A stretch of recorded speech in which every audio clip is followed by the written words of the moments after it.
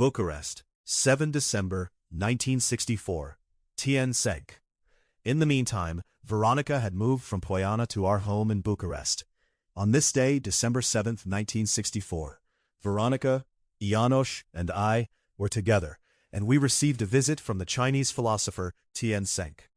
Tien, in the name of God, be blessed, Sister Veronica, Brother János, and George. I am a realist. Many say I am kind and indulgent. I am neither kind nor indulgent. I am realistic. Entire peoples, Chinese, Indians, and many other nations, retain something from what I once gave them, and yet no one has been able to provide scientific explanations for phenomena and laws. On Earth, there is no balance, though everyone believes there is. But I do not wish to speak of that now. What I do wish to tell you is this. A child may respect his parents for two reasons. Either because he notices that without father and mother, his stomach remains empty, and therefore behaves properly so as not to anger them, or because he possesses good sense. If he has good sense, there is no need to direct him with a rod. For hundreds of thousands of years, this good sense has been the support of discipline and the initiator of order among all beings, even among the humblest animals that live communally, because good sense alone can act in an orderly and disciplined manner. Man, too, is a social animal, but wolves and tigers are also social, for they too require society. The gazelle and the elephant are likewise social. Yet what a difference there is between the tiger's teeth and the deer's. So, it is among men and their various social groups. A tree, however large it may be, has many branches, some straight, others twisted, some reaching toward heaven, others toward the middle, others toward the ground. Each branch, like a signpost, has its own position, changing only when the wind blows too strongly. The tree itself remains rooted in its place for decades and centuries without changing its original position. The branches may bend left or right, and the leaves sway and rustle, they move the most. The trunk remains the great authority, the branches the second power, the leaves the third and weakest. In a normal, civilized, superior state, the first power is severe and unwavering leadership. The executors are the branches, the rest of the people are the leaves. The leaves possess little power and move chaotically across great distances, and when the season comes, they fall, not because the tree wishes it, but because such is the law. Why do the leaves not remain forever upon the branches? Why does only the trunk remain lord and master through autumn, winter, and spring? Does this depend on the tree, the trunk, or the leaves? Why is summer too hot and winter too cold? Why are noble plants not mixed with weeds? Why are there wolves and deer in forests? Why do some animals bring benefit, and others destruction? Why does the entire starry horizon move? Why are water, heat, carbon, nitrogen, oxygen, and countless combinations of elements necessary for life? Why? Did some great spirit create all this? Was it forced to create blizzards, earthquakes, and hurricanes that make living beings suffer? Why within the same family are three members semi-good and the fourth extremely evil? Why are characters within each family so different? Why can some travel tens of thousands of kilometers through thought and see? Why have some foreseen the events of this century, while others foresee that soon all the leaves shall tremble, and a harsh winter shall come for many? No science on earth can explain this. No one knows, yet we must begin somewhere. We must have a starting point, a reference. My starting point is not God, as perhaps you would expect. I studied philosophy, and still I do not begin from God. I frame the problem differently. When you learn a craft, you know this. The better you execute something, the greater the satisfaction within your soul. Here lies the great difference from one person to another.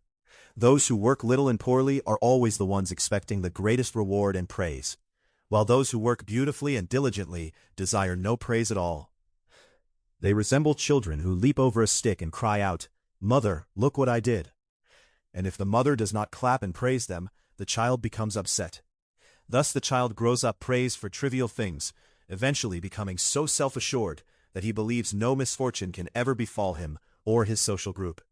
Too many on earth have merely jumped over ditches and received great prizes. Yet, no philosopher has ever received the Nobel Prize. Very few have done truly meaningful work and been rewarded with something eternal. Those rewarded only with praise and temporary honors possess nothing. Earth has never rewarded its philosophers. Never. You are little children jumping over ditches, laughing and criticizing one another, declaring holy only what you yourselves decide is holy. How terrible it was when you discovered that your so-called most holy ones were not so holy after all. You have been children jumping ditches, ignorant of philosophy, yet still expecting rewards and admiration. It is painful like a deep wound, and ugly like a plague of cholera. Forever you wish to sing majestuoso, yet you do not see that nothing moves, and that you accomplish nothing. One says, I am tired. The authorities listen to me and persecute me. I have too much work. Conditions are not perfect. We are waiting for salvation. And when at last you begin work, you still fail to observe carefully and cannot learn the most elementary things. To investigate spirits does not mean endlessly delaying your investigations with mediocre spirits who themselves do not even know upon what world they live, while imagining you have done something great for your soul and for God. This is the first time I have spoken in this house. Whether what I say pleases you or not is of no importance. Either way, it is good. I cannot make exceptions to good sense where souls are sufficiently advanced. Realistically speaking, let the blind remain blind. Let the one who sees continue seeing. If someone has no aspiration toward a higher state, then let him sleep, eat, sew clothes, build a house. But if he desires something higher, why does he not work for it? Ionos, Tien, what is happening with you? Tien Cenk, wait, I have not finished yet. For me, God truly is holy. On earth we listen only to those who are advanced, and if they are radiant and blessed by my Christ, then yes, I can be severe, even brutal, with those who wish to conquer without effort. For decades, I walked with hood upon my head and sandals upon my feet, wandering through deserts among hermits and through cities among men, seeking, researching, striving to understand. I do not recall ever achieving worldly success or receiving the praise of mediocre people. Geometrically, mathematically, I sought to intensify my effort. You achieve little and yet expect praise. You keep account books, claiming you have worked too much. I do not understand. You possess capacity, and yet you do not remain devoted to your work. You waste time with all sorts of spirits instead of seeking the highest ones. You have attached yourselves to your two friends, and imagine you have reached the summit, believing you know much, without realizing that you know nothing. Try working daily, at least 1 hour at first. And you, woman, if you truly wish it, you can see any spirit if only you cease your stubborn dramatics. If you wish, bow and make reverences as much as you like, but without excessive ornamentation. At the same time, observe carefully. There are countless visible things, both for you and for your good husband and friend, who sincerely desires understanding. You must examine everything attentively and intensely, because from the day you establish a fixed hour of work, after some time, truly great spirits will begin to come, spirits who speak differently. Autumn causes the leaves to fall.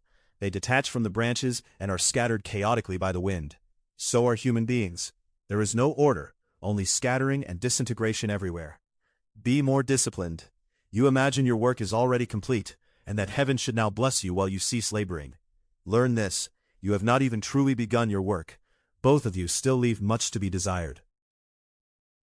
I say this because I know you. You have accomplished much in the past. If your souls lacked capacity, I would not be speaking with you now. But because there is excellent material within you, especially within the man, you possess very fine material, but you are disordered in many respects. Because for some time now I have guided earthly spirits, I warn you, do not waste time. Set a fixed hour, and keep it faithfully. Then, after the second or third session, truly superior spirits will begin to arrive. Spiritism is extraordinarily difficult. So difficult that even Janos does not fully understand it. Learn, my children. What I have said was not spoken out of malice. From the very beginning, I appeal to good sense. Those who possess good sense do not become offended under any circumstance, and I believe, indeed I know, that you possess good sense. I withdraw now.